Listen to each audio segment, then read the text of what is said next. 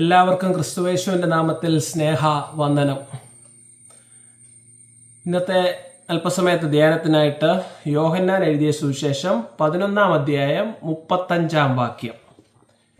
യേശു കണ്ണുനീർ വാർത്തു. Jesus wept.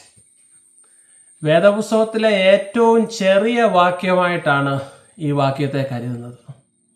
എന്നാലും ശരിക്കും എന്തൊരു വൈകാരികമായ ഒരു വാക്യമാണ്. യേശു കണ്ണുനീർ വാർത്തു. പരിശുദ്ധാത്മാവിൻ്റെ ഫലത്തിൻ്റെ വിവിധ മാനങ്ങൾ, അടരുകൾ നാം ധ്യാനിച്ചുകൊണ്ടിരിക്കുകയാണ്. ഇന്ന് ദയ എന്ന ആശയമാണ്. ദയ ഹൃദയവുമായി ബന്ധപ്പെട്ടതാണ്, ഹൃദയത്തിൻ്റെ ആസ്പെക്റ്റാണ്. ജഡിക മനുഷ്യനും ആത്മീയ മനുഷ്യനുമുണ്ട്. ആത്മീയ മനുഷ്യനുമായി ബന്ധപ്പെട്ട കാര്യമാണ് ദയ എന്ന് പറയുന്നത്. അതുകൊണ്ട് തന്നെയാണ് ഇത് പരിശുദ്ധാത്മാവിൻ്റെ ഫലമായി മാറുന്നത്. കൈൻഡ്നസ് അല്ലെങ്കിൽ ദയ, 3 പ്രധാനപ്പെട്ട ഘടകങ്ങളാണ് ഇതിനുള്ളത്. നാം ദയ കാണിക്കേണ്ടത് നമ്മളെക്കാൾ ശക്തി കുറവുള്ളവരോടാണ്. നമ്മുടെ ഒപ്പത്തിനൊപ്പം ഉള്ളവരോട് ദയ കാണിക്കേണ്ട കാര്യമില്ല. നമ്മളെക്കാൾ ശക്തി ഉള്ളവരോട്, അവരുടെ ദയയ്ക്ക് വേണ്ടി നാം we are at the receiving end.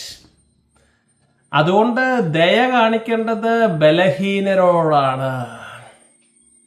പരിണാമ സിദ്ധാന്തം, ഡാർവിന്റെ തിയറിയൊക്കെ വന്നു കഴിഞ്ഞാൽ ഈ പ്രപഞ്ചത്തിൽ പരിണാമത്തിന്റെ ഫലമായി സർവൈവൽ ഓഫ് ദ ഫിറ്റസ്റ്റ് ആണ്. അതിജീവനത്തിനായി തെരഞ്ഞെടുക്കപ്പെട്ട ഏറ്റവും യോഗ്യരായവർ മാത്രം സർവൈവ് ചെയ്താൽ മതി. ബാക്കി എല്ലാവരും ഈ ഭൂമുഖത്തു നിന്നും തുടച്ചു മാറ്റപ്പെടുമെന്നുള്ള പ്രകൃതിയുടെ ഒരു നിയമമാണ്. അത് പ്രകൃതിയുടെ നിയമമാണ്. എന്നാൽ ആത്മീയ മനുഷ്യൻ സർവൈവൽ ഓഫ് ദ ഫിറ്റസ്റ്റിൽ വിശ്വസിക്കുന്നില്ല. ആത്മീയ മനുഷ്യൻ taking care of the weakest, the last, the least and the lost. നല്ല ശമരിയക്കാരൻ്റെ ഉപമയിൽ വളരെ വ്യക്തമായിട്ട് യേശു ഇത് പറയുന്നുണ്ട്. ഒരു മനുഷ്യൻ ഇതാ ബലഹീനനായി റോഡിൽ കിടക്കുകയാണ്. അക്രമികളാൽ അക്രമത്തിന് വിധേയമായി തീർത്തും നിരാലംബനായി കിടക്കുകയാണ്. ഇതാ ഒരു പുരോഹിതൻ വരുന്നു, ഒരു ലേവ്യൻ വരുന്നു. അവർക്ക് അവരുടേതായ ദൗത്യങ്ങളുണ്ട്. വളരെ തിരക്കാണ്. നമ്മളെല്ലാവരും വളരെ ബിസിയാണ്. വളരെ ആത്മാർത്ഥമായിട്ട് ചോദിച്ചു കഴിഞ്ഞാൽ, നമ്മൾ രാവിലെ ഞായറാഴ്ച പള്ളിയിലൊക്കെ അങ്ങോട്ട് പോകുമ്പോൾ ഇതുപോലെ ഒരു ആക്സിഡന്റ് വന്ന് റോഡിൽ ഒരാൾ രക്തത്തിൽ കുളിച്ച് കിടക്കുകയാണ് എന്ന് കരുതുക. നമ്മളിൽ എത്ര പേരാ വണ്ടി നിർത്തി അവരെ റോഡിൽ കിടക്കുന്ന ആളെ കാറിൽ കയറ്റി ആശുപത്രി കൊണ്ടുപോകും? വളരെ വളരെ വിരളമായ അങ്ങനത്തെ നല്ല മനുഷ്യർ ഈ ലോകത്തുള്ളൂ. നമ്മളെ ഓരോരുത്തരുടെ കാര്യം തന്നെയാണ് ഈ പറയുന്നത്. അയ്യോ, എൻ്റെ പുതിയ കാറിനകത്ത് രക്തം ഒക്കെ കയറി കഴിഞ്ഞാൽ ശരിയാകത്തില്ല, എനിക്ക് പള്ളിയിൽ പോകണം, എനിക്ക് കുർബാനയ്ക്ക് തുടങ്ങാനുള്ള സമയമായി, ഞാൻ അവിടെ ആത്മായ ശുശ്രൂഷകനാണ്, അല്ലെങ്കിൽ അങ്ങനെ പല പല എക്സ്ക്യൂസസ് ആണ്. അതുകൊണ്ട് പുരോഹിതനെയും ലേവ്യനെ അധികമൊന്നും കുറ്റപ്പെടുത്തേണ്ട കാര്യമില്ല. നാമും അങ്ങനെയൊക്കെ തന്നെയാണ് സത്യസന്ധമായ ഒരു വിശകലനത്തിൽ. എന്നാൽ ശമരിയക്കാരൻ ഇവിടെ എത്തിയിരിക്കുകയാണ്. ശമരിയക്കാരന് വേണമെങ്കിൽ പല രീതിയിൽ പ്രതികരിക്കാം. നാം പലപ്പോഴും ഇന്ന് പറയുന്ന പോലെ സിസ്റ്റത്തിന്റെ കുഴപ്പമാണ്. ഇവിടെ കൊള്ളക്കാരും കവർച്ചക്കാരും ധാരാളം നിലനിൽക്കുന്ന ഒരു system, this is A corrupt system എന്നൊക്കെ പറഞ്ഞ് വലിയ വലിയ നമ്മളുടെ കയ്യിലല്ലാത്ത കാര്യങ്ങളൊക്കെയാണ് ഇത് സംഭവിക്കുന്നത്, അതുകൊണ്ട് നമ്മൾ എന്ത് ചെയ്യും എന്നുള്ള വിശകലനങ്ങളൊക്കെ നടത്താം. അധികാര സ്ഥാനങ്ങൾക്കെതിരെ പ്രതിഷേധം നടത്താം. കള്ളന്മാരെ അമർച്ച ചെയ്യാൻ പരാജയപ്പെട്ട സംവിധാനങ്ങൾ. എന്നാൽ ഇതൊന്നും ശമരിയക്കാരൻ ചെയ്യുന്നില്ല. തനിക്ക് എന്ത് ചെയ്യാൻ സാധിക്കും?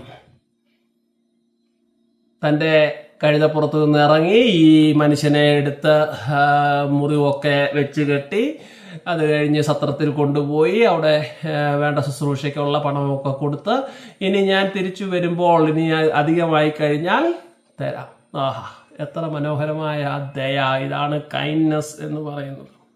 ഇവിടെ സർവൈവൽ ഓഫ് ദ ഫിറ്റസ്റ്റ് അല്ല, വഴിയിൽ അക്രമത്തിന് വിധേയരായി കിടക്കുന്ന ഈ ഒരു മനുഷ്യനോടുള്ള കരുണ ക്രിസ്തീയതയുടെ ഏറ്റവും അടിസ്ഥാനപരമായ ഒരു കാര്യമാണ്. പൗലോസ് അപ്പോസ്തലൻ ഗലാത്യർക്ക് ഈ ലേഖനമൊക്കെ എഴുതുമ്പോൾ പരിശുദ്ധാത്മാവിന്റെ ഫലം എന്നൊക്കെ പറഞ്ഞ് വരുമ്പോൾ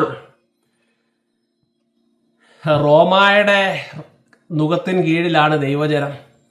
യവനന്മാരുണ്ട്, യഹൂദന്മാരുണ്ട്, ജാതികളുണ്ട്. ക്രിസ്തുമതം അതിൻ്റെ തുടക്കത്തിലാണ്. ചെന്നായ്ക്കളുടെ നടുവിൽ കുഞ്ഞാടിനെ പോലെ നിങ്ങളെ അയക്കുമെന്ന് പറഞ്ഞ കാലം ഇതാ എത്തിയിരിക്കുകയാണ്. 3 നൂറ്റാണ്ടുകൾ ക്രിസ്തു സഭ പീഡനത്തിന് വിധേയയായി. അതുകൊണ്ട് ശക്തിയുടെയും അധികാരത്തിൻ്റെയും ക്രൂരതയ്ക്ക് മുമ്പിൽ അനേകർ വീഴും, അനേകർ അക്രമത്തിന് വിധേയരാകുന്ന ഒരു കാലമാണ് വരുന്നത്. അതുകൊണ്ട് ദയ ക്രിസ്തുമതത്തിൻ്റെ ഏറ്റവും അടിസ്ഥാനപരമായ ഒരു ഘടകമായി മാറി. പ്രിയമുള്ളവരെ, റോമായുടെ ശക്തിയും പ്രതാപവും എല്ലാം തകർന്നുപോയ ആ കാലഘട്ടത്തിൽ ക്രിസ്തുമതം, the great Christian conquest has been made by the acts of kindness, love. ദൈവസ്നേഹത്തിൽ നിറഞ്ഞ് ക്രിസ്തുവിൻ്റെ ശിഷ്യന്മാരും വരും തലമുറകളും ചെയ്ത ജീവകാരുണ്യ പ്രവർത്തനങ്ങൾ, സ്നേഹ പ്രവർത്തനങ്ങൾ മൂലമാണ് ക്രിസ്തുവിൻ്റെ മാർഗം ലോകമെങ്ങും വ്യാപിക്കുവാനിടയായത്. Of course crusades are there, then inquisitions are there, എല്ലാം പടയോട്ടങ്ങളെല്ലാം ഉണ്ട്. എന്നാൽ ഇപ്പോഴും യേശു എന്നുള്ള നാമം, യേശു കണ്ണുനീർ വാർത്തു എന്ന് കേൾക്കുമ്പോൾ നമ്മളുടെ മനസ്സിനെ, ഹൃദയത്തെ തൊടുന്നത് ക്രിസ്ത്യൻ ചാരിറ്റിയാണ്, ജീവകാരുണ്യ പ്രവർത്തനമാണ്. ചാരിറ്റി എന്ന വാക്കിന് യഥാർത്ഥ മൂല അർത്ഥം എന്ന് പറയുന്നത് ദൈവസ്നേഹം എന്നാണ്. അഗാപ്പയാണ് ചാരിറ്റി. നമ്മളുടെ ജീവകാരുണ്യ പ്രവർത്തനങ്ങളെല്ലാം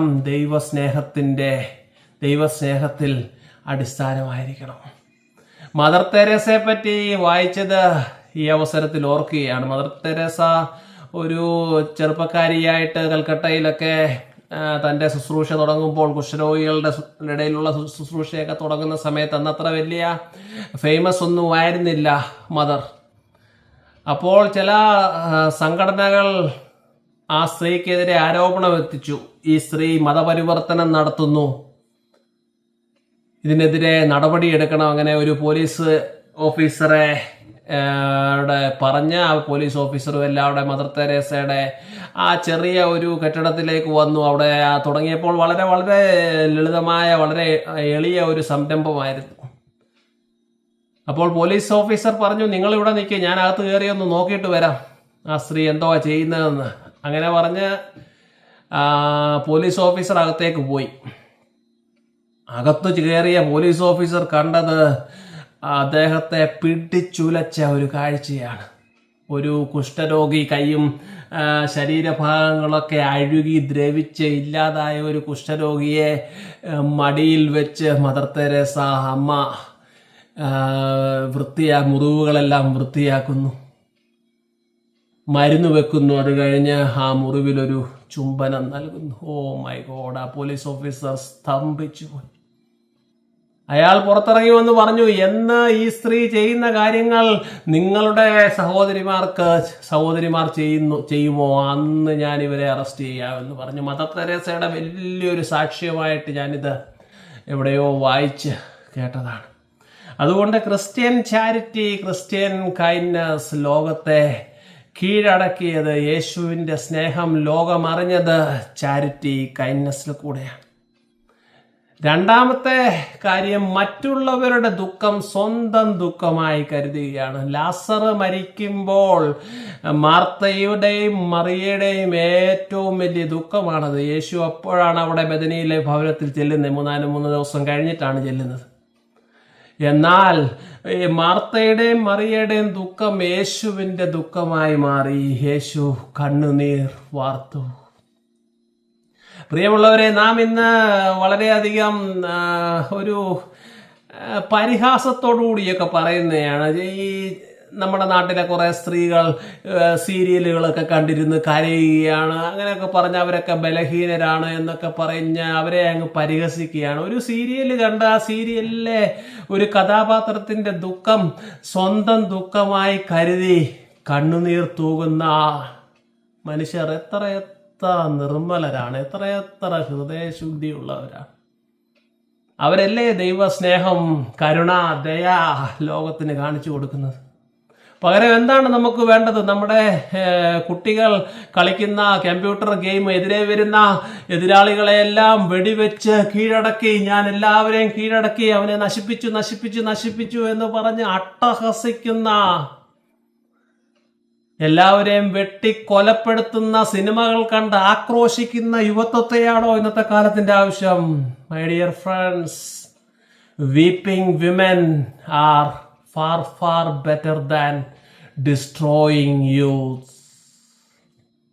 നമ്മുടെ മനസ്സിൽ, ഹൃദയത്തിൽ ആ ഒരു നനവ്. ഇന്നത്തെ കാലത്ത് കല്ല് പോലുള്ള ഹൃദയമാണ്, കല്ലാണ് ഹൃദയം. പഴയ മലയാളം ഒരു പാട്ടുണ്ട്, എല്ലാരും ചൊല്ലണ് കല്ലാണ് നെഞ്ചിലെന്ന്. ഇന്ന് കല്ല് പോലെയുള്ള ഹൃദയമാണ്. എനിക്കിതൊന്നും ബാധകമല്ല, ഐ ഡോണ്ട് കെയർ, എന്തൊക്കെ സംഭവിച്ചാലും എനിക്ക് എൻ്റെ കാര്യം നോക്കണം.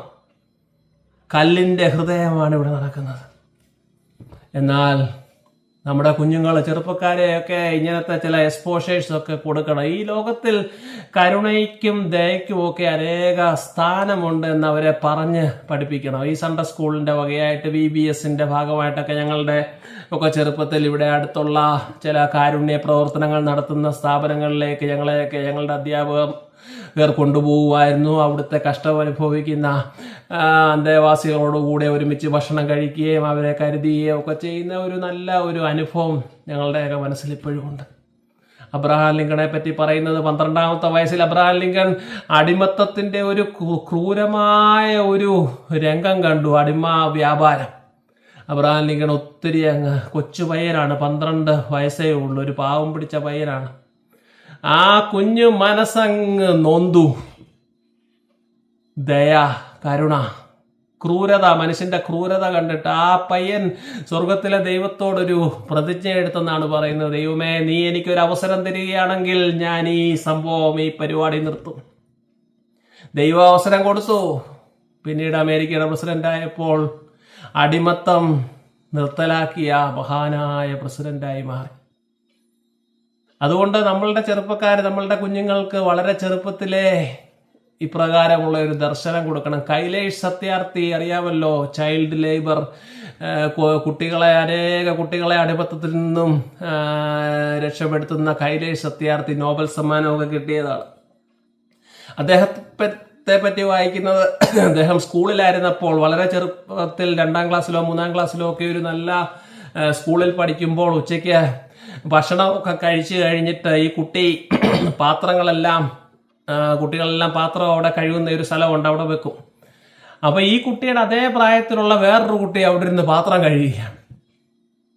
അപ്പോൾ ഈ പയ്യൻ ചോദിച്ചു, madam, why is it like that? He is also of my same age. While I am studying he is cleaning my plates. ഇതെന്തുകൊണ്ട് ഇങ്ങനെ സംഭവിക്കുന്നു? അന്ന് ആ അധ്യാപിക ആ കുട്ടിയെ ശകാരിച്ചു, നീ ഒന്നും നോക്കേണ്ട കാര്യമില്ല എന്നൊക്കെ പറഞ്ഞ് ശകാരിച്ചു കാണും. പക്ഷേ ആ കുഞ്ഞു മനസ്സങ്ങ് നൊന്തു. അതിൽ നിന്നാണ് ലോകത്തെ ഏറ്റവും വലിയ വിമോചകനായി മാറിക്കൊണ്ടിരിക്കുന്ന കൈലേഷ് സത്യാർത്ഥി എന്ന മനുഷ്യസ്നേഹിയുടെ ആത്മീയമായ പിറവി. യേശു കണ്ണുനീർ വാർത്തു. 3ാമതായി, പാപത്തിന്റെ പിടിയിലായിരിക്കുന്ന മാനവരാശിയെ ഓർത്ത്, the spiritual fallen state of human being. ജഡികമായ മോഹങ്ങളിൽ കുരുങ്ങി ജഡീക മരണം സംഭവിച്ചിരിക്കുന്ന മാനവരാശിയെ നോക്കിയുള്ള യേശുവിൻ്റെ ദുഃഖമായിരുന്നു യേശു കണ്ണുനീർ വാർത്തു. യെരുശലേമിനെ നോക്കിയും യേശു കരയുന്നുണ്ട്. പിന്നീട് യേശു 2 പ്രാവശ്യമാണ് കരയുന്നതായിട്ട് വേദപുസ്തകത്തിൽ രേഖപ്പെടുത്തിയിരിക്കുന്നത്. രക്ഷകൻ വന്നിട്ടും മനുഷ്യപുത്രൻ വന്നിട്ടും മനുഷ്യപുത്രനെ നിഷേധിക്കുന്ന, വെളിച്ചം പ്രകാശം വന്നിട്ടും പ്രകാശത്തെ നിഷേധിക്കുന്ന പാപപങ്കുലമായ മാനവരാശിയുടെ സൃഷ്ടിയുടെ അവസ്ഥയെ ഓർത്ത് സൃഷ്ടാവിന്റെ വിലാപം കണ്ണുനീർ വാർത്തു. അവനവരെ ഇടയനില്ലാത്ത ആട്ടിൻകൂട്ടത്തെ പോലെ കണ്ട് ദുഃഖിച്ചു. 10 അനേക വർഷങ്ങളുടെ പരിണാമത്തിന്റെ ഫലമായി യഹൂദമതത്തിൽ അതിശക്തമായ ചില ആചാരാനുഷ്ഠാനങ്ങളും നിയമങ്ങളും എല്ലാം വന്ന് മനുഷ്യന് യാതൊരു വിലയുമില്ലാതിരിക്കുന്ന ഒരു കാലമാണ്. എല്ലാം അനുഷ്ഠാനങ്ങൾ, ആചാരാനുഷ്ഠാനങ്ങൾ, നിയമങ്ങൾ മാത്രം. അവിടെയാണ് യേശുവിൻ്റെ ഏറ്റവും മഹത്തായ റിഫർമേഷൻ.